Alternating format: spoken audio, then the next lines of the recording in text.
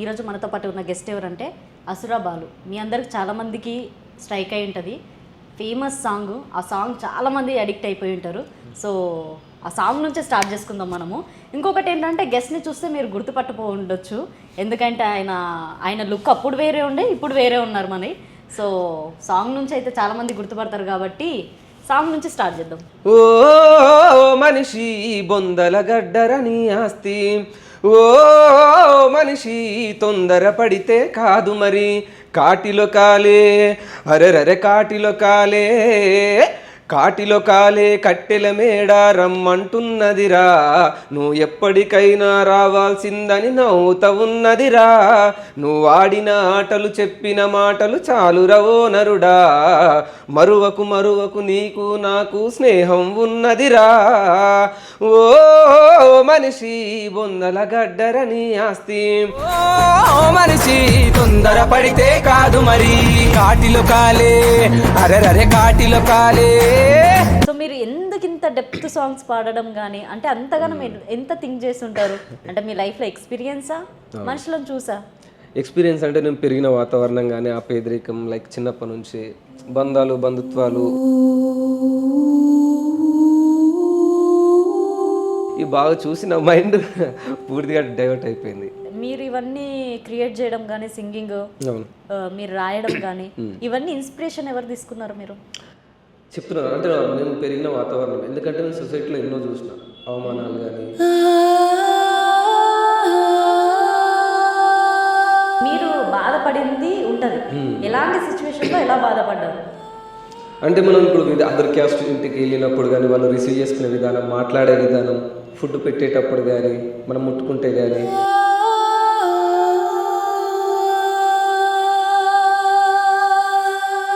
So అది నాకు చాలా బాధ అనిపించేది. మనం పుట్టి చచ్చి అందరు పోయేది బొందల గడ్డకే కదా, 3-6 అడుగుల జాబ్ కోసం మనిషి ఎందుకు ఇంత ఏదో నువ్వు వేరు నేను వేరు అని ఇట్లా ఎందుకు చేస్తాడు మనిషి? డబ్బు, రంగు, బట్టలు ఇవి లేకపోతే మనిషి సమానంగా కాడా అని ఒక క్వశ్చన్ బాగుంది అనమాట. సో అందువల్ల మారాలిరా మారాలిరా మనిషి అంటేనే మనసున్న మంచోడు గొప్పోడురా, ఏమొచ్చరా ఏం పోయరా కలిసి మెలిసి హాయి ఉండాలిరా. మీరు ఫస్ట్ తీసిన సాంగ్ ఏంటి? పుట్టినోడు చావక తప్పదు అని. మీరు వినే ఉంటారు, స్టేటస్లో బాగా వైరల్ అయిన పాటే. పుట్టినోడు చావక తప్పదు సంపాదనన్నది ఎందుకురా, మట్టిలోన కలువక తప్పదు రంగుల బంగులెందుకురా. ప్రతిదీ లైఫ్ గురించే ఉందేంటి? ఎంటర్టైన్మెంట్ కూడా రాసిన, బట్ అసురా అంటే ఒక ఎమోషనల్ కనెక్టివ్ ఇట్లా అయిపోయింది. ఎంటర్టైన్మెంట్ రిలీజ్ అవ్వలేదా ఇంకా? చాలా అయ్యాయి. మీరు ఈ పాట చూసారా? మామిడి పండు తీయగుంటది, కాకరకాయ చేదుగుంటది. అది మీదేనా? అది రాసింది నేనే, అది అబ్బాయితో నువ్వు ఆడిపించింది కూడా నేనే. మామిడి పండు తీయగుంటది, కాకరకాయ చేదుగుంటది, కరెంట్ ఉంటేనే వెలుగు ఉంటది, కరెంటు లేకపోతే చీకటి అవుతుంది. కరెంట్ ఉంటేనే వెలుగు ఉంటది, కరెంటు లేకపోతే చీకటి అవుతుంది, కరెంట్ ఉంటేనే వెలుగు ఉంటది, కరెంటు లేకపోతే చీకటి అవుతుంది. వెలుగు చీకటి కాదయ్యో నీ మీద నాకు ప్రేమయ్యో, వెలుగు చీకటి కాదయ్యో నీ మీద నాకు ప్రేమయ్యో. సో 2 years గ్యాప్లో ఏంటంటే మళ్ళీ ఇప్పుడు నేను వచ్చిన మంది కొంపలు, అది సో అది నాకు చాలా క్రేజ్ తెచ్చిన పాట. అసురా ఇస్ బ్యాక్ అన్న పాట అనమాట, అది నాకు చాలా ఇష్టం. మంది కొంపలు ముంచి మంటల్లో సలిగాగే దొంగన కొడుకులుండ్రు, నమ్మించి మన గొంతు తడి బట్టతో గోసె తెలివి కల్లోలు ఉండ్రు లోకంలా. మంది కొంపలు ముంచి మంటల్లో సలిగాగే దొంగన కొడుకులుండ్రు, నమ్మించి మన గొంతు తడి బట్టతో గోసె తెలివి కల్లోలు ఉండ్రు భూమి మీద. ఎందుకంటే నేను అంతకుముందు చేసిన పాటలు ఎన్నో, ఇప్పుడు మీ ఎన్నో పాటలు రాసిన కానీ ఏ ఒక్క పాటను 3 పూటల కోసం నేనన్నా తృప్తిగా లేను. ఒంటిగా సరిగ్గా బట్టలు లేవు, ఇంట్లో వాళ్ళకి సమాధానం చెప్పుకోలేను. నా లైఫ్, నా కెరియర్ అంతా పెట్టి కృష్ణానగర్లో పిచ్చోన్ లెక్క తిరిగిన. ఎన్ని హిట్ పాటలు రాసిన నేను ఒకేసారి డౌన్ఫాల్ అయిపోయి నేను సూసైడ్ అటెంప్ట్ దాకపోయి, ఎందుకంటే తీర్పు లేకపోయింది. ఎందుకంటే నేను ఎన్టీఆర్ గారిని కలిసే ప్రయత్నంలో నాకు వచ్చిన ఒక బెస్ట్ ఆఫర్ అనమాట, అన్న చేసే సిచ్యువేషన్ అనమాట అది. సో అప్పుడు నేను ఎన్టీఆర్ గురించి రాసినటువంటి పాట. రానున్న కాలంలో రాబోయే రామయ్య మా ముద్దు సీతయ్య బిడ్డ నందమూరి వంశానటనవయ్యా ఈ కట్టే కాలేంత ఏనాటి వరకైనా నీ మీద అభిమానమయ్యా ఇట్టాగే బతికుంటాది చూడవయ్యా జై ఎన్టీఆర్ జై ఎన్టీఆర్ జై NTR junior NTR. Welcome to అనంతరం మీడియా. ఈరోజు మనతో పాటు ఉన్న గెస్ట్ ఎవరంటే అసురా బాలు. మీ అందరికి చాలామందికి స్ట్రైక్ అయి ఉంటుంది. Famous song. ఆ సాంగ్ చాలామంది అడిక్ట్ అయిపోయి ఉంటారు. సో ఆ సాంగ్ నుంచే స్టార్ట్ చేసుకుందాం మనము. ఇంకొకటి ఏంటంటే గెస్ట్ని చూస్తే మీరు గుర్తుపట్టపో ఉండొచ్చు. ఎందుకంటే ఆయన లుక్ అప్పుడు వేరే ఉండే, ఇప్పుడు వేరే ఉన్నారు మనకి. సో సాంగ్ నుంచి అయితే చాలామంది గుర్తుపడతారు కాబట్టి సాంగ్ నుంచి స్టార్ట్ చేద్దాం. రైట్. ఓ మనిషి బొందల గడ్డరని ఆస్తి, ఓ మనిషి తొందర పడితే కాదు మరి కాటిలో కాలే, అరెరరే కాటిలో కాలే, కాటిలో కాలే కట్టెల మేడ రమ్మంటున్నదిరా, నువ్వు ఎప్పటికైనా రావాల్సిందని నవ్వుతా ఉన్నదిరా, నువ్వు ఆడిన ఆటలు చెప్పిన మాటలు చాలు రవో నరుడా, మరువకు మరువకు నీకు నాకు స్నేహం ఉన్నదిరా, ఓ మనిషి బొందల గడ్డరని ఆస్తి, ఓ మనిషి తొందర పడితే కాదు మరి. సూపర్. అసలు నిజంగా ఈ సాంగ్ ఎవరైనా అంటే ర్యాండమ్గా యూట్యూబ్లో వచ్చినా కూడా వింటే వాళ్ళు ఎంత పీక్స్ మైండ్ ఉన్నా కూడా జస్ట్ చేంజ్ అవుతుంది, ఒక రిలాక్సేషన్ వస్తుంది. సో అట్లా ఒక బూజ్ బంప్స్ వచ్చేలాగా ఒక సాంగ్ని అందించారు. సో ఎలా స్టార్ట్ అయింది మీ కెరియర్? ఎలా స్టార్ట్ అయింది మీ సింగింగ్? ఎలా స్టార్ట్ అయింది? అంటే నేను స్కూల్ లైఫ్లో ఉన్నప్పటి నుంచి సాంగ్స్ పాడుతూ ఉన్నా. బట్ అవకాశాల కోసం ప్రయత్నిస్తున్న తరుణంలో నేను 2014లో వచ్చిన హైదరాబాద్కి. 2014లో వచ్చి అప్పటికి చిన్న చిన్న అవకాశాల కోసం ప్రయత్నం చేస్తున్నా. ఆ టైంలోనే రాహుల్ సుప్లిగంజ్ గారు పాడిన పాట ప్రాణం ఉన్నంత వరకు దమ్మున్న హిందువులం, అయోధ్య టాపిక్ గురించి, అది నేను రాసింది. చాలా మందికి తెలియకపోవచ్చు ఆ పాట. అవునా? ఓకే. నేను అంటే అప్పుడు అయోధ్య ఫైట్ అప్పుడు జరుగుతుంది బాగా. అప్పుడు వచ్చిన పాటల్లో నేను రాసింది అది ట్రెండ్ అనొద్దా. ప్రాణం ఉన్నంత వరకు దమ్మున్న హిందువులం, అయోధ్యలోన కడతాము మేమంతా రామ మందిరం, ప్రాణం ఉన్నంత వరకు దమ్మున్న హిందువులం, అయోధ్యలోన కడతాము మేమంతా రామ మందిరం, నింగిలోన చుక్కలు మెరువాల, జయ జయ బజరంగని గొంతెత్తి పాడాల, కాషాయం జెండా ఇంటి పైన ఎగరాల, హిందూ ధర్మాన్ని గడప గడప చాటాల, జయ శ్రీరామ హనుమాన శత్రు సంహార గగన విహారి, శత్రు సంహార గగన విహారి, మాకు ధైర్యం నువ్వే ఇవ్వాలి. ఇది రాహుల్ సుప్లిగంజ్ గారు పాడారు ఈ పాట. ఓకే.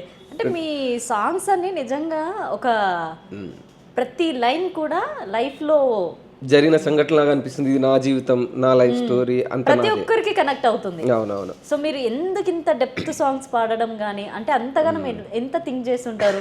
అంటే మీ లైఫ్లో ఎక్స్పీరియన్సా, మనుషులను చూసా? ఎక్స్పీరియన్స్ అంటే నేను పెరిగిన వాతావరణం కానీ, ఆ పేదరికం, లైక్ చిన్నప్పటి నుంచి బంధాలు బంధుత్వాలు, ఊర్లో గ్రామీణ వాతావరణంలో ఆ టైంలో మనిషికి మనిషికి ఉండే భేదాలు కానీ ఇవి బాగా చూసి నా మైండ్ పూర్తిగా డైవర్ట్ అయిపోయింది. సో అప్పటికి పాటలు రాస్తూ ఉంటాను కాబట్టి మనం అంటూ ఏదో ప్రత్యేకంగా ఉండాలి, అందరి లెక్క కాదు. ఇప్పుడు లవ్ ఇంకా మిగతా పాటలన్నీ రెగ్యులర్గా వచ్చే పాటలే, కానీ సమాజానికి అంటే జనాన్ని మోటివేట్ చేసే సాంగ్స్ చాలా తక్కువ వస్తాయి. కాబట్టి మనం ఈ జోనర్ని ఎందుకు టచ్ చేయకూడదు అని అనుకున్నాను. సో ఆ టైంలో చాలా తక్కువ పాటలు ఉన్నాయి మోటివేట్ చేసే పాటలు.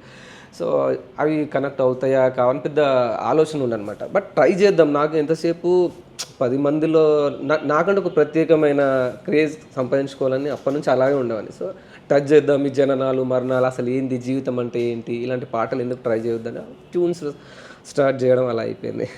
ఓకే. సో అక్కడ నుంచి కెరీర్ స్టార్ట్ అయింది. మరి మీ స్టడీ ఏంటి? స్టడీ డిగ్రీ కంప్లీట్ 2014లోనే అయిపోయింది. వెల్ ఎడ్యుకేటెడ్ అంటే మన చదువు మీద బాగా ఇంట్రెస్ట్ ఉండే, కానీ ఇంకా అప్పటికి జనాల్లో పేరు రావడం, తెలంగాణ ఉద్యమంలో పనిచేసిన ఉద్యమంలో బాగా పాటలు పాడేవాడిని.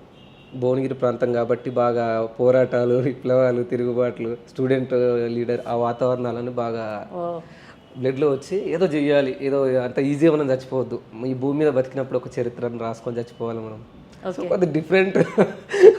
అంటే అప్పుడు తెలంగాణ ఉద్యమం జరుగుతున్న టైంలో బాగా జరుగుతుండే కొన్ని ఉద్యమం కోసం కొన్ని కార్యక్రమాలు కానీ. సో ఆ టైంలో మీరు ఎలాంటి సాంగ్స్ పాడుతుండే? అంటే మన ఇప్పుడు జానపద సాహిత్యాలు లైక్ ఇప్పుడు గ్రామాల్లో ఉండడానికి ఇప్పుడు ఒగ్గు కథ టైప్ ఆఫ్ హరిహర కొన్ని పాటలు ఉంటాయి. ఆ సాహిత్యానికి అనుగుణంగా పాడడం, స్పీచ్లు ఇవ్వడం బాగా అది చేస్తూ ఉండాలి. అంటే ఇప్పుడు అంత గుర్తులే ఆ పాటలు, ఎందుకంటే చాలా 2014 అంటే. అంటే మీరు అప్పటి నుంచి ఉన్నారు తెలంగాణ ఉద్యమం అప్పటి నుంచి ఇప్పటికి తెలంగాణ ఎలాంటి చేంజెస్ ఉంది? అప్పుడు బాగుందంటారా, ఇప్పుడు బాగుందంటారా? ఇప్పుడే బాగుంది. అంటే తెలంగాణ వచ్చిన తర్వాత బాగుంది. తెలంగాణ వచ్చిన తర్వాత బాగుంది. అంటే ఇప్పుడు పాలన అనేది చేంజ్ అయింది కదా. ముందు కేసీఆర్ గారు ఉంటుండే, ఇప్పుడు రేవంత్ రెడ్డి గారు ఉన్నారు. సో వీళ్ళల్లో మీకేం డిఫరెన్స్ కనిపిస్తుంది? అంటే మీరు ఆ టైంలో యుద్ధం టైంలో కూడా ఉన్నారు. సో మీ ఎక్స్పీరియన్స్ ఎలా ఉంది? అంటే అప్పుడు ప్రజల్లో మాకు ఇది కావాలి అని అనుకున్నప్పుడు, అంటే ఆ అంత తొందరగా తిరుగుబాటు చేయడం అంటే అంత ఈజీ కాదు. ముఖ్యంగా అంటే గ్రామీణ ప్రాంతాల్లో ఉన్న వాళ్ళని చైతన్యవంతం చేయాలంటే అంత ఈజీ కాదు. సో అప్పుడు కేసీఆర్ గారు ఉన్నప్పుడు ఆ మాట, ఆ పిలుపు వినేసి అందరూ ఎస్ ఇది మన రాజ్యం మనకు కావాలి, మన హక్కులు మనకు కావాలి అని ఆ స్పీచ్లు అనేది బాగా మాకు బాడీలో ఇట్లా వెళ్ళిపోతుంది అనమాట. ఎస్ చేయాలి, మనం కొట్లాడాలి, భువనగిరికి ఇంత చరిత్ర ఉంది, ఇక్కడి నుంచే తిరుగుబాట్లు, పోరాటాలు, ఒక బెల్లి లలితక్క కానీ, సాంబశివుడు, పెద్ద పెద్ద చరిత్రలు ఉన్న ప్రాంతం అనేది కాబట్టి మనం తెలంగాణ తెచ్చుకోవాల్సిందే అనేది బాగా. అంటే కేసీఆర్ గారు ఆ టైంకి ఉన్న దానికి మేము అంటే తూచా తప్పకుండా చేసినాం పర్ఫెక్ట్గా. జనాల్లో కేసీఆర్ గారు అంటే లైక్ ఆ అభిమానంగానే ఫీల్ అట్లా ఉంటుంది. ఇప్పుడు రేవంత్ రెడ్డి గారు ఉన్నారు అన్నీ పాలిటిక్స్ గురించి ఓకే. అంటే కేసీఆర్ గారి మీద అభిమానం ఎప్పటికీ ఉంటుంది. తెలంగాణ తెచ్చిన వ్యక్తి కాబట్టి ఒక ఎమోషన్ ఉంటుంది. ఎమోషనల్ ఆల్మోస్ట్ ఒక ఖచ్చితంగా ఎక్కువ ఎమోషనల్ బాండింగ్, అలా నో డౌట్. నేను మొన్న ఎంపీగా పోటీ చేసిన భువనగిరి నుండి. ఓ ఇలాంటి థింగ్స్ కూడా ఉన్నాయి అయితే మీలో. జనాల్లో ఉన్నా కాబట్టి లాస్ట్ 2 years కొద్దిగా నేను చాలా అంటే ఈ ఫీల్డ్లో బాగా తట్టుకోలేకపోయినా. అంటే మంచి పాటలతో జనానికి ఇంత కనెక్ట్ అయినా అంత తొందరగా కొద్దిగా ఫైనాన్షియల్ ప్రాబ్లమ్స్ వల్ల నేను బాగా డిప్రెషన్లోకి వెళ్ళిపోయినా. ఒక లాస్ట్ మీరు 2 years నుంచి చూస్తే నా సాంగ్స్ పెద్దగా ఏమి ఉండవు. మళ్ళీ ఈ మధ్యలోనే స్టార్ట్ చేసిన. సో ఏదో చెయ్యాలి ఊకే అనేది కొత్త మళ్ళీ ఏం చేయాలని చెప్పేస్తే మళ్ళీ ఒకసారి జనాల గురించి ఆలోచించడం, న్యూస్ బాగా చూస్తూ ఉంటా కాబట్టి వై నాట్ నేను ఎందుకు పోటీ చేయొద్దు అట్లా అని చెప్పేసి ఎంపీగా పోటీ చేసిన. 7వ స్థానం నాది. 39 మందిలో నా 7th place. అంటే ఎంతసేపు సొసైటీకి ఏదైనా చేయాలని ఆలోచన, అది పాట ద్వారానో మాట ద్వారానో మన బిహేవియర్ ద్వారా. ఎందుకంటే మనం పెరిగిన వాతావరణం అలాంటిది, సొసైటీకి ఏదో చేసి చచ్చిపోవాలి, మంచి చేయాలి అట్లా. ఏం లేకుండా వచ్చినాం, ఏం లేకుండా తీసుకోవాలి, ఏం లేకుండానే పోతాం. ఒక పేరు అనేది సంపాదించుకోవాలి జీవితంలో అనేది అంతే. ఓకే. ఇప్పుడు మీ సాంగ్స్ మీరే పాడినారు అని ఎంతవరకు తెలుసు జనాలకి? అంటే మీ ఫేస్ అనేది ఎక్కువ పోర్ట్రే అవ్వలేదు, వేరే విధంగా అయ్యింది. మీ సాంగ్స్ అనేది బాగా దూసుకెళ్ళింది. ఎంతో మంది స్టేటస్లు కావచ్చు, ఎంతో మంది ఎన్నో రకాలుగా యూస్ చేస్తుంటారు. ఈ మధ్యలో అందరికి తెలుస్తుంది. ఈ మధ్యలో అప్పుడు అంటే నేను లాస్ట్ 2 years నేను సైలెంట్గా ఉండడం, అంటే అంతకుముందు నాకు కాంటాక్ట్ కూడా బయటకు పెద్దగా రాలేదు. నేను మొహమాటం, సైలెన్స్ అంటే సోషల్ మీడియాని ఎట్లా యూజ్ చేసుకోవాలా నాకు అంత తెలియదు. ఎంతసేపు మనం వర్క్ చేయాలి, మనం మంచి క్రేజ్ సంపాదించాలి. బట్ ఆ క్రేజ్ అయితే నేను సంపాదించుకున్నా. సో అట్లా జనాలకి తెలియలేకపోవడం ఒక నా మైనస్ అనిపిస్తుంది. సో ఇప్పుడు అంటే నేను మళ్ళీ వచ్చిన తర్వాత నా ప్లాట్ఫామ్ని నేను మళ్ళీ క్రియేట్ చేసుకొని ఆ విధంగా పాటలు రాస్తూ ఇవ్వడం ఇప్పుడు బాగుంది. ఓకే. ఇప్పుడు దాకా అంటే మీరు ఇవన్నీ క్రియేట్ చేయడం కానీ, సింగింగ్ మీరు రాయడం కానీ, ఇవన్నీ ఇన్స్పిరేషన్ ఎవరు తీసుకున్నారు మీరు? చెప్తున్నాను అంటే మేము పెరిగిన వాతావరణం. ఎందుకంటే నేను సొసైటీలో ఎన్నో చూసిన అవమానాలు కానీ, చదువుతున్న స్కూల్ లైఫ్లో కానీ, కాలేజ్ లైఫ్లో కానీ కొన్ని అసమానతలు ఉంటాయి కానీ, డిస్క్రిమినేషన్ మనిషికి మధ్యన. అంటే మీరు బాధపడింది ఉంటుంది. ఎలాంటి సిచ్యువేషన్లో ఎలా బాధపడ్డారు? అంటే మనం ఇప్పుడు అదర్ క్యాస్ట్ ఇంటికి వెళ్ళినప్పుడు కానీ వాళ్ళు రిసీవ్ చేసుకునే విధానం, మాట్లాడే విధానం, ఫుడ్ పెట్టేటప్పుడు కానీ, మనం ముట్టుకుంటే కానీ, ఇలాంటివి నేను కలర్ చూసిన వ్యక్తిని. సో అది నా మనసులో బాగా నాటుకపోయి ఇది కాదు. సో అందులోనూ చదువుకునే వాళ్ళు కొద్దిగా తక్కువ. సో ఆ డిస్క్రిమినేషన్ నేను కలర్ చూసిన వ్యక్తి అనమాట. నేను ఫ్రెండ్స్ ఇంటికి వెళ్ళినా కానీ, స్కూల్ లైఫ్లో, కాలేజ్ లైఫ్లో, ఊర్లలో బాగా చూసా, చాలా దగ్గర నుండి చూసా. సో బాగా నేను అప్పటికి కూడా బాగా అంటే ఏదో చెయ్యాలి అనే ఆలోచన నా మైండ్లో ఉంది కాబట్టి బుక్స్ బాగా చదువుతుండే, పోరాటాలు, చరిత్రల గురించి బాగా తెలుసుకునేవాడిని. అంటే ఆ మూఢనమ్మకాలు ఊర్లలో ఇవన్నీ చూసేవాడిని. ఏమంటారు, ఎవరైనా పటేల్నైనా ఎవరినైనా ఎదిరించాలంటే ఎంతో ధైర్యం ఉండాలన్నమాట. ఒకరు ఇంటికి పోతే దూరం కూర్చోబెట్టడాలు ఇలాంటివన్నీ చూసిన నేను. పనికి వెళ్తే చీపు చూడాలు, మన ఒంటి మీద సరిగ్గా బట్టలు లేకపోతే వాళ్ళు మాట్లాడే విధానం, ఇచ్చే రెస్పెక్ట్, ఓరా రారా ఇలాంటివన్నీ అన్నీ బాగా చూసిన. సో అప్పుడు నేను అనుకున్నాను అనమాట, ఏదో చెయ్యాలి, ఇది కరెక్ట్ కాదు అని అనుకున్నా. మంచి గుడ్ విల్. అప్పటికి నేను పాటలు పాడుతూ చాలా సైలెంట్గా ఉండే వ్యక్తిని అనమాట. సో ఏదో చెయ్యాలి సొసైటీ కానీ అట్లా ఆలోచిస్తూ నా సాహిత్యము పాటలు కూడా ఎక్కువ మెసేజ్ ఓరియంటెడ్ వైపు రావడానికి ఒక కారణమైంది. అది బాగా హట్ చేసింది నా స్కూల్ లైఫ్లో. ఫ్రెండ్స్ కూడా కొంతమంది, ఇప్పుడు ఫ్రెండ్స్ కూడా ఏం చేయలేరు కదా మనం. లైక్ మీరు ఒక గొప్ప క్యాస్ట్ ఉందనుకో, మనం వాళ్ళ ఇంటికి వెళ్తే వాళ్ళ పేరెంట్స్ మనల్ని మాట్లాడే విధానం వేరేలా ఉంటుంది. దానికి ఫ్రెండ్స్ కూడా ఏం చేయలేరు కొన్నిసార్లు. లైట్ రాయమనుకోకు, ఫీల్ కాకు అంటారు, కానీ మనకు అది బాధ అనిపిస్తుంది అది తిన్నప్పుడు, కలిసిమెలిసి ఉన్నప్పుడు, ఏదో ఒక సమయంలో. సో అది తెలంగాణ రాకముందు సమయంలో బాగుంది, ఇప్పుడు లేదు. అంటే పూర్తిగా లేదని కూడా చెప్పాను. ఇప్పుడు ఎక్కువ కొన్ని ప్రాంతాలకు వెళ్తే ఉంటుంది, ఇప్పటికి కూడా ఉంది. సో అది నాకు చాలా బాధ అనిపించేది. మనం పుట్టి చచ్చి అందరు పోయేది బొందల గడ్డకే కదా. 3-6 అడుగుల జా కోసం మనిషి ఎందుకు ఇంత ఏదో నువ్వు వేరు నేను వేరు అని ఇట్లా ఎందుకు చేస్తాడు మనిషి? డబ్బు, రంగు, బట్టలు ఇవి లేకపోతే మనిషి సమానంగా ఆడా అనే ఒక క్వశ్చన్ బాగుండేది అనమాట. సో అందువల్ల నేను ఎక్కువ మెసేజ్ ఓరియంటెడ్ ఏదో చేయాలనుకున్నా. సో నేను అనుకున్నది పర్టిక్యులర్గా పర్ఫెక్ట్గానే చేసిన. నా పాటలను చాలామంది మోటివేట్ అయిన వాళ్ళు ఉన్నారు. సో ఆ సందర్భంలో రాసిన పాటనే మారాలిరా మనిషి అంటేనే మనసున్న మంచోడు గొప్పోడురా, ఏమొచ్చరా ఏం పోయరా కలిసిమెలిసి హాయి ఉండాలిరా, ఆకలన్నోడికి అన్నము వెట్టని బ్రతుకెందుకు, ఆపదున్నోడికి సాయం చేయని పైసెందుకు, ఎదిగేవాడిని చూసి ఆనందపడలేని మనసెందుకు, ఎక్కడ ఒక చోట దొక్కాలనే కుట్రెందుకు. సో ఈ టైప్ అన్నమాట, మనిషి మారాలి అని ఆ టైప్ అది. సో బేసిక్లీ మన ఏజ్లో అయితే వేరే పాటలు రాసుకుంటూ వెళ్ళిపోతారు. మళ్ళీ అందులోనూ నేనే ప్రొడ్యూసరు, నేనే యాక్టర్. ఇది ఒక విచిత్రమైన గెటప్ వేసుకొని ప్రతిదానికి ఒక గెటప్ చేంజ్ చేస్తూ ఉండడం అట్లా. అంటే మెసేజ్ ఓరియంటెడ్ పాటలు జనాలకు అంత తొందరగా కనెక్ట్ కావు. సో దానికి మనం ఒక క్యారెక్టర్ క్రియేట్ చేయాల్సి వస్తుంది. ఓకే, స్టార్టింగ్లో సాంగ్ తీసినప్పుడే అది ఎంత వ్యూస్ వెళ్తుందా, ఇంత చేసాం ఇంత కష్టపడ్డాం అని ఒక టెన్షన్ ఉంటుంది. మీరు ఫస్ట్ తీసిన సాంగ్ ఏంటి? పుట్టినోడు చదవక తప్పదు అని. నా ఛానల్ అయితే కాదు, బట్ వేరే వాళ్ళది. మీరు వినే ఉంటారు, స్టేటస్లో బాగా వైరల్ అయిన పాటే. పుట్టినోడు చావక తప్పదు సంపాదనన్నది ఎందుకురా, మట్టిలోన కలువక తప్పదు రంగుల బంగులెందుకురా, యాడబోవు నీ ప్రాణమో ఎందుకింత ఆవేదనో, కాలిపోయే ఈ కట్టెకే కక్షలంటూ ఎందుకురా, పుట్టినోడు చావక తప్పదు సంపాదనన్నది ఎందుకురా, మట్టిలోన కలువక తప్పదు రంగుల బంగులెందుకురా. ఇది రాసి ఓకే, ప్రతిదీ లైఫ్ గురించే ఉందేంటి? ఎంటర్టైన్మెంట్ కూడా రాసిన, బట్ అసురా అంటే ఒక ఎమోషనల్ కనెక్టివ్ ఇట్లా అయిపోయింది. ఎంటర్టైన్మెంట్ రిలీజ్ అవ్వలేదా ఇంకా? చాలా అయ్యాయి. మీరు ఈ పాట చూసారా, మామిడి పండు తీయగుంటది కాకరకాయ చేదుగుంటది, అది మీదేనా? అది రాసింది నేనే. అది అబ్బాయితో నువ్వు ఆడిపించింది కూడా నేనే. మామిడి పండు తీయగుంటది కాకరకాయ చేదుగుంటది తీపి చేదు కాదయ్యో. గద్వాల్ సింగర్ శివ.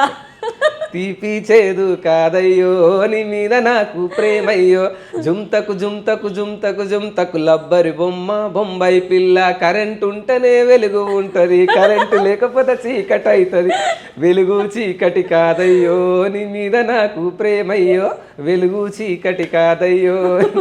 అది కూడా నేను ఈ వీడియో రీల్స్ ఎట్లా చేస్తున్నంటే కరెంట్ ఉంటే వెలుగు ఉంటుంది అంటే స్విచ్ బోర్డు అది నేనే రాజు. ఇంతసేపు ఏడిపించడమే కాదు, నవ్వించడం అన్ని రకాలు చేసిన. అందులో మళ్ళీ తర్వాత ఇంకొకటి లవ్ చెయ్యకురా అని కూడా ఒకటి వచ్చింది ఒక ఇన్స్టాగ్రామ్లో. మనదే లవ్ చెయ్యకురా నువ్వు లకలకలు కలుకలైతవురా, లవ్ చెయ్యకురా నువ్వు లకలకలు కలుకలైతవురా, 10th లవ్ తెర్లైపాయే, ఇంటర్ లవ్ ఇజ్జత్ వాయే, డిగ్రీ లవ్ డిస్టర్బ్ చేసే, బీటెక్ లవ్ బిస్కెటాయే, లవ్ చెయ్యకురా నువ్వు లకలకలు కలుకలైతవురా. ఇవన్నీ పక్కన పెడితే నిజంగా మామిడి పండు తీయ ఉంటుంది. ఆ పిల్లని ఎంతమంది ట్రోల్ చేస్తారు తెలుసా మీరు రాసిన పాటకి. అయితే అది ఒకసారి ఫోన్ అదే అండ్ మెసేజ్లను చూస్తే అప్పటికి నేను చెప్తున్నాను కానీ నేను సాంగ్స్ చేయట్లే. బాగా డిప్రెషన్ ఉంటే కొద్దిగా ఎంటర్టైన్మెంట్ ఏదైనా చేద్దామని ఆలోచిస్తున్న సమయంలో ఈ మనోని ఇన్స్టాల్ బాగా వేసుకుంటున్నారు ఆ సమయానికి. పాడిపిస్తే కరెక్ట్. అయితే వాడు అంటే కొన్ని ఏదో ఇంటర్వ్యూలో చూసా నాకు పాడాలని కోరిక ఉంది ఏదో అన్నాడు అనమాట. ఇంతమంది ట్రోల్ చేస్తున్నారంటే ఎందుకు పాడాలనుకుంటున్నారో చూద్దాం ఏమవుతుందో పర్లేదులే అని చెప్పేసి ఏదేదో అనుకున్నా. వాడికి ఇలాంటి పాటలు ఇష్టం లేదు, మళ్ళీ నా జోనర్ అంటే ఇష్టం అంట.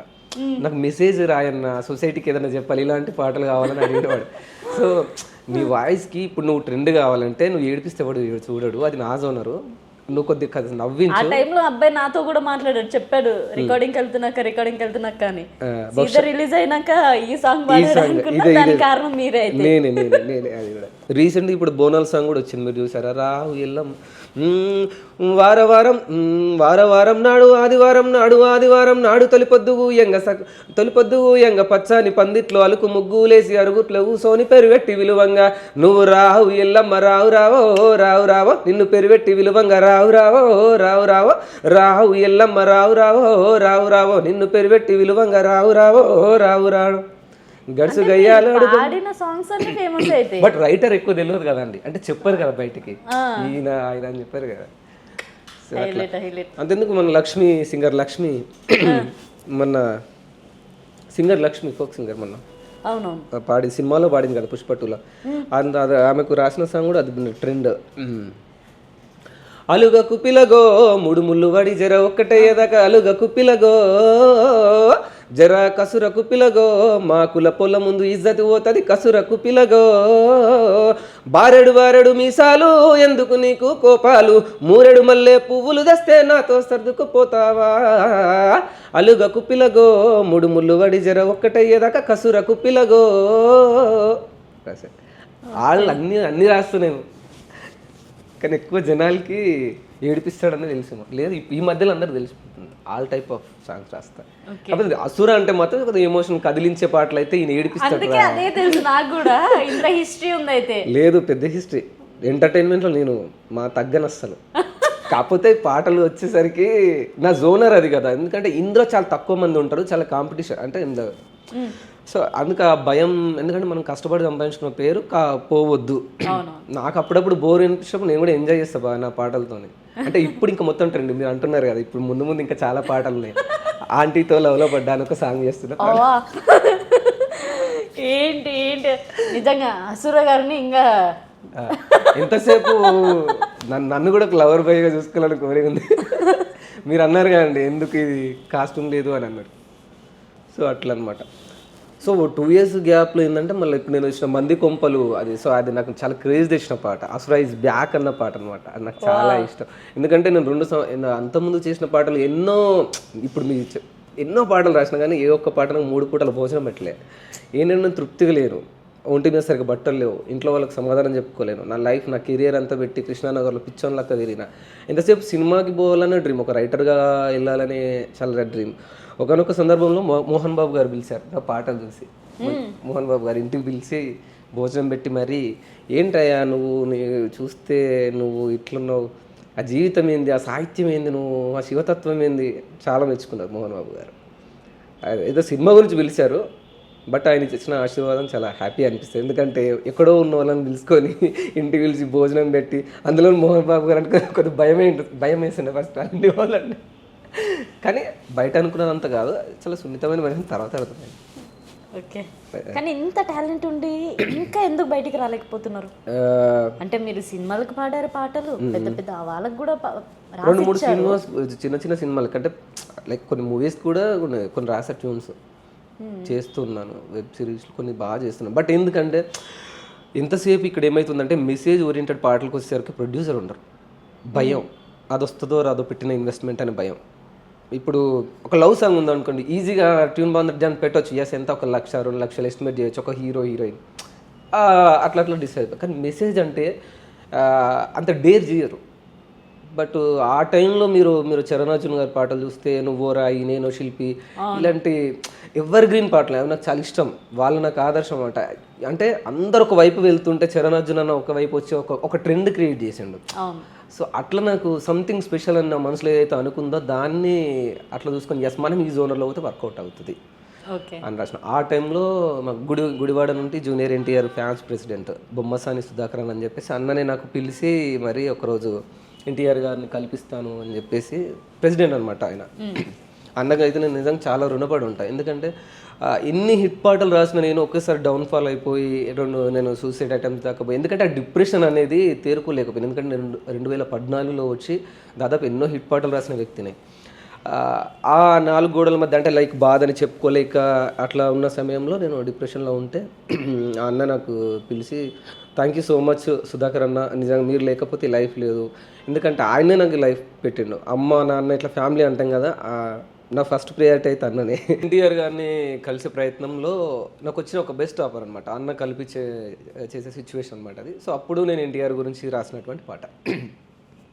రానున్న కాలంలో రాబోయే రామయ్య మా ముద్దు సీతయ్య బిడ్డ నందమూరి వంశానటనవయ్యా, ఈ కట్టే కాలేంత ఏనాటి వరకైనా నీ మీద అభిమానమయ్యా, ఇట్టాగే బతికుంటాది చూడవయ్యా.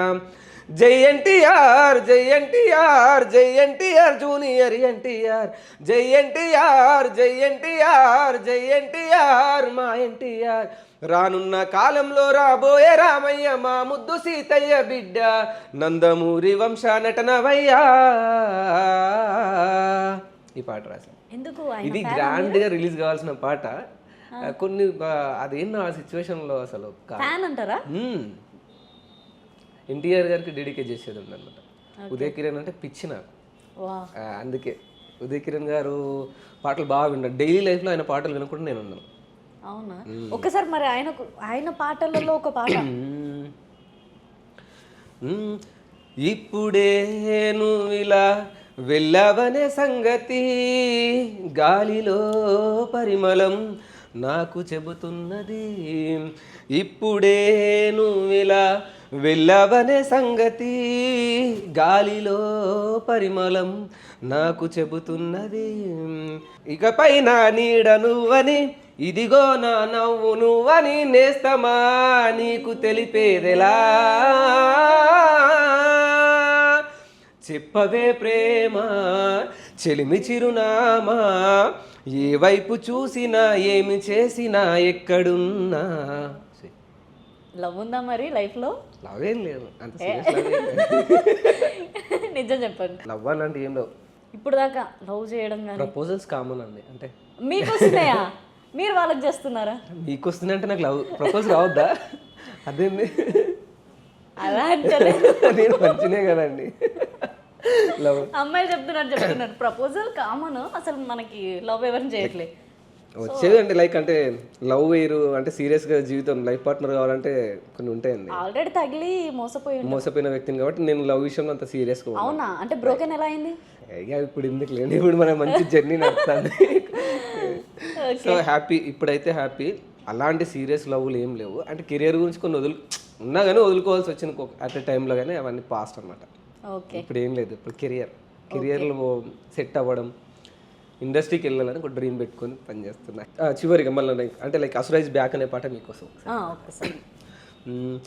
మంది కొంపలు ముంచి మంటల్లో సలిగాగే దొంగన కొడుకులుండ్రు, నమ్మించి మన గొంతు తడి బట్టతో గోసె తెలివి కల్లోలు ఉండ్రు, లోకంలా మనసులోటి పెట్టుకొని మీది కొట్టి మాట్లాడే ముసుగులో నటులు ఉండ్రు, లేనిపోనివి చెప్పి బట్టగా చేసేటి లేకిన కడుకులుండ్రు, లోకంలా అబ్బబ్బ నువ్వెంత గొప్పోనివంటారు, అబ్బబ్బ నువ్వెంత మంచోనివంటారు, అరసకనులోన మాట మార్చేస్తారు, మంది కొంపలు ముంచి మంటల్లో సలిగాగే దొంగన కొడుకులుండ్రు, నమ్మించి మన గొంతు తడి బట్టతో గోసె తెలివి కల్లోలు ఉండ్రు, లోకంలా కుక్కలే నయ్యము కూడు దీని ఇంత నీయాతిగుంటాయిరా, మనుషులే ఘోరము మర్యాద లేనోళ్ళు నకిలి కిలాడిగాళ్ళు, లోకంలా అబ్బబ్బ నువ్వెంత గొప్పోనివంటారు, అబ్బబ్బ నువ్వెంత మంచోనివంటారు, ఐటంగాళ్ళు ఆఫ్ టిక్కెట్ గాళ్ళు, మంది కొంపలు ముంచి మంటల్లో సలిగాగే దొంగ నా కొడుకులుండ్రు, నమ్మించి మన గొంతు తడి బట్టతో కోసే తెలివి కల్లోళ్ళు ఉండ్రు భూమి మీద. నిజమే కదా. నిజమే కదా, ఈ నిజాన్ని. సో ఆ యాక్టింగ్ కానీ ఒక విక్రమ్ లెవెల్ అంటే లైక్ డిఫరెంట్గా యాక్టింగ్, ఒక హ్యాండిక్యాప్డ్లా ఇట్లా వంగి చేస్తూ మంచి పర్ఫార్మెన్స్. వావ్. ఈ జనాలని వీళ్ళందరినీ పక్కన పెడితే మీ ఇంట్లో పేరెంట్స్ మీ పాటలు విని మీ ఊర్లో ఉన్న టాక్ ఎలా ఉంది అసలు? ప్రౌడ్గా ఫీల్ అవుతారు ఇప్పుడు. అప్పుడు మొదట్లో ఎవరికి ఇష్టం లేదు, అంతే. ఎందుకు ఈ పాటలు పాడితే మనకి ఏమొస్తుంది, హ్యాపీగా పని చేసుకోవచ్చు కదా, ఏదో ఒకటి మన మిడిల్ క్లాస్ ఫ్యామిలీలకి ఇవన్నీ అవసరం అన్నట్టు ఉంటుండే. బట్ కొద్దిగా మొండి మనిషిని కాబట్టి వాళ్ళ మాట వినే రకంగా నాకు నచ్చింది కావాలంటే ఫైట్ చేయాల్సిందే. Okay, thank you so much అండి. ఇప్పుడు మీ ఓన్ ఛానల్లోనే రన్ చేస్తున్నారా? నాతో పాటు ఇప్పుడు నా ఓన్ ఛానల్ అసురా మ్యూజిక్, అందులో కంటిన్యూ వస్తున్నాయి. అండ్ దాంతో పాటు ఇప్పుడు దాదాపు ఒక 5-6 ఛానళ్ళకి నేను అంటే లైక్ కమిటెడ్గా చేస్తున్నా. ఇంకెక్కువ ఛానల్స్ వస్తున్నాయి. 2025 నిజంగా బాగా కలిసి వచ్చింది, ఎందుకంటే నేను లాస్ట్ 2 years నేను చాలా కామ్గా ఉన్నా, గట్టిగా చేయాలని అనుకున్నా. బట్ అనుకున్నట్లుగా సక్సెస్ఫుల్గా జరుగుతుంది 2025లో. ఓకే, అన్ని పాటలు అంటే ఎక్కువగా అన్ని ట్రెండ్ అవ్వడం కానీ. ఈ మధ్యలో ఇంకోటి శివరాత్రికి వచ్చిన పాట, నీకు మనసెట్లా వచ్చిందిరా ఓ శివుడా, నీకు మనసెట్లా వచ్చిందిరా ఓ హరుడా, ఎన్ని కష్టాలు పెడతావురా నీకు తగునా, అర్థంగాని జీవితాలను చేసావు, అడ్డమైన రాత తల మీద రాసావు, కంటి మీద కునుకు లేకుండా చేసావు అని ఒక పాట రాశాను. సో ఇట్లా ప్రతిదీ సక్సెస్ఫుల్గా జరుగుతుంది. మీరు కూడా ఆశీర్వదించండి, త్వరలోనే బంపరిట్లు కొట్టడానికి. మనకి అందరి ఆశీర్వాదం కన్నా మన మైండ్ పాజిటివ్గా ఉంటే మనకి సెల్ఫ్గా మనమే చాలా సూపర్ పవర్. అవునా కదా? ఎగ్జాక్ట్లీ. అస్సలు మనకు మనమే జడ్జ్. సో అది బిలీవ్ చేస్తూ లైఫ్ని రన్ చేసుకోవడం, అది సక్సెస్ఫుల్గా ఇంకా పైన మనం అనుకోని అంత రీచ్లో ఉంటాము. అది బిలీవ్ చేయండి, అది బెస్ట్ ఉంటుంది. థ్యాంక్ యూ సో మచ్ అండి. మీరు ఇలా సక్సెస్ఫుల్గా ఎంటర్టైన్మెంట్లో కానీ మీరు అనుకున్న విజన్లో కానీ చాలా పాటలు బ్లాక్ బస్టర్ అవ్వాలి అని మనస్ఫూర్తిగా కోరుకుంటున్నాను. సో చూసారుగా ఇంటర్వ్యూ. నెక్స్ట్ ఇంటర్వ్యూతో మేముంతా. సైనింగ్ ఆఫ్ కీర్తి.